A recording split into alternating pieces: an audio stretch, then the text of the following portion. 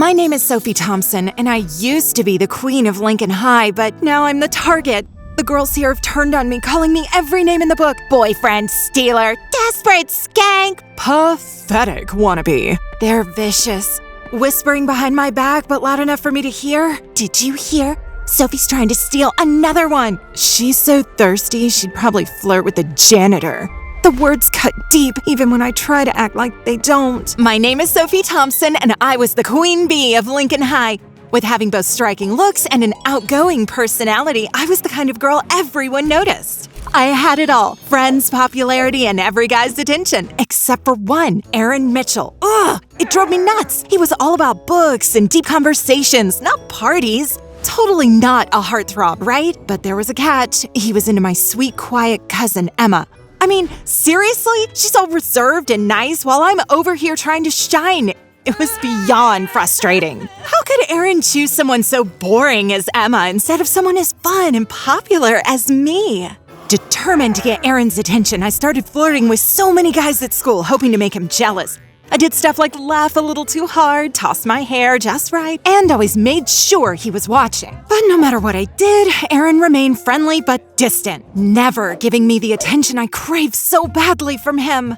What the H is with this guy? I'm practically using every trick in the book, but he won't budge. What does he even see in my cousin? Then one day, Ryan Brooks showed up at school. He was different, charming, confident, and a total rebel. He quickly got popular, but unlike the other guys, he didn't worship the ground I walked on. Nope, Ryan loved teasing me instead. You know, Sophie, I can tell you put a lot of effort into looking perfect, but honestly, it's not working. That hairstyle you keep fussing over, it just makes that whole hair flip thing look forced. And your outfit, it's like you can't decide whether you want to be classy or just show off. The mismatched nail polish, it screams that you're trying way too hard to be noticed, but all it actually does is make you look desperate. As pretty as you are, it's obvious you're faking it, and honestly, it's kind of pathetic. Ugh! Every time Ryan teases me, it's like he knows exactly where to poke. And yeah, it drives me nuts, because deep down, there's always a bit of truth in what he says, and that's what really gets under my skin. But no way I'm letting him know that. I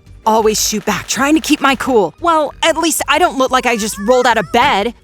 I'd snap, rolling my eyes at him. Or, keep talking, Ryan. Maybe one day you'll actually make sense. But he just smirks like he's won, and that's what makes me want to scream.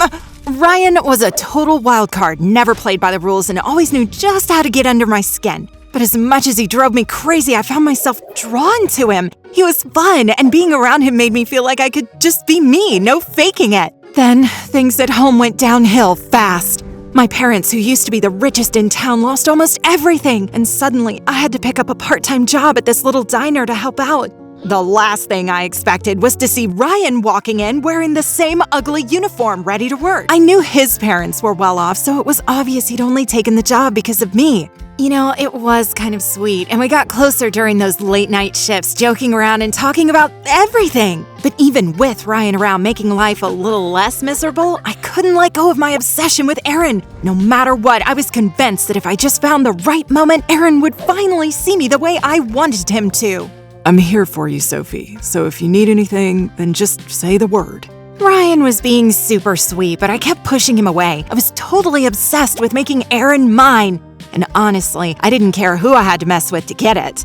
Emma, precious Emma, she didn't stand a chance. I didn't just spread rumors, I made sure they were the juiciest ones. Told everyone she was a fake friend who talked smack behind everyone's back. I even staged fake texts to make it look like she was flirting with other girls' boyfriends. In the cafeteria, I'd accidentally knock her tray so her food would spill all over her, and then I'd laugh loud enough for everyone to hear. I swapped her homework with a messed up version so she'd get embarrassed in front of the whole class. And yeah, I totally hacked her social media, posting cringe pics with captions that made her look like a total loser. I was ruthless, but no matter how savage I got, Aaron and Emma just kept getting closer, like nothing could break them up. Then one day, after school, Ryan stopped me me, gave me this serious look, and I knew he was on to me. Sophie, what's your problem? You're the hottest, most popular girl in school and you're acting like a total mess over some guy who doesn't even notice you. All this fake crap you're pulling, it's pathetic. You don't need to be a fake, insecure wannabe to get attention. Get over yourself and stop being so desperate. You're better than this. But right now, you're just embarrassing yourself. Yeah, I know, okay? I've been trying so hard to be what I thought Aaron wanted that I didn't even think about what I really need. But you don't get it, Ryan. You don't know what it's like to be in love with someone who doesn't even see you, to watch them choose someone else right in front of your eyes. It hurts, okay? And yeah, maybe I've messed up, but don't you dare stand there and act like you understand. You have no idea how it feels, so just stop judging me like you know everything. You know what, Sophie? It's obvious you're still hung up on Aaron so much that you can't even see what's right in front of you. I've tried to be there for you, but it's like you're blind to anything that's not about him. And honestly, I'm done. I don't want to be your backup or even just your friend anymore. If you're so stuck on someone who doesn't care about you, then maybe you don't need me around either. I'm out. When Ryan walked away, I was like, whatever. Sure, it hurt like hell, but I wasn't about to let anyone see that. If Aaron and Ryan were out, then it was time for me to have some fun. No more moping around. I went full on wild. I started dating anyone who even glanced my way. Why not? I was juggling guys like a pro. One for lunch, another for dinner, maybe two on the weekend. It didn't bother. I didn't even bother hiding it. The shock on their faces when they realized I was seeing other guys too. Hilarious! They thought they were playing me? Please, I was the one with the upper hand. It was chaos, but it was my kind of chaos, and I was loving every minute of it. Psh, who needed love when you could have all this attention? But then reality hit me like a ton of bricks. Every guy in school was suddenly leaving their girlfriends, ditching their dates, just to be with me. At first, it was fun, like I had this crazy superpower, but then it started to feel like one big sugar crash. I'd have 3 guys show up at my locker at the same time, all with the same surprise coffee, and I'd have to awkwardly pretend to like them all. Or I'd get 10 texts in a row from different guys, all wanting to know why I wasn't at their game or why I wasn't replying. One time, 2 of them even bumped into each other while trying to give me flowers. Talk about awkward. Everyone hates me now. I mean, I can't really blame them. I broke dozens of relationships and shattered just as many hearts.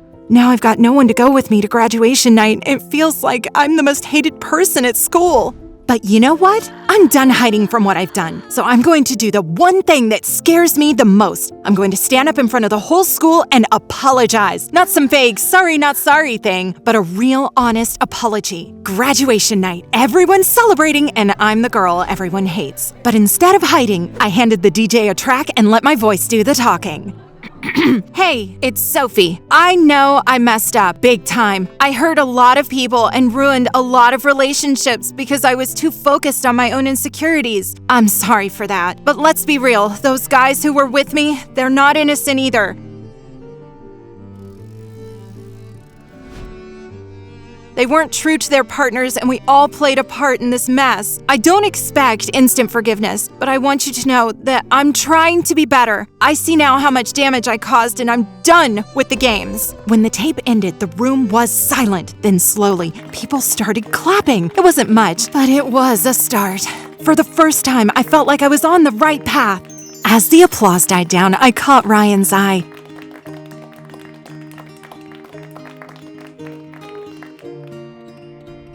He smirked and strolled over, leaning in close. That's the Sophie I fell for.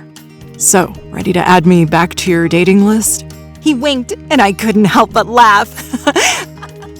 Maybe I had room for one more after all.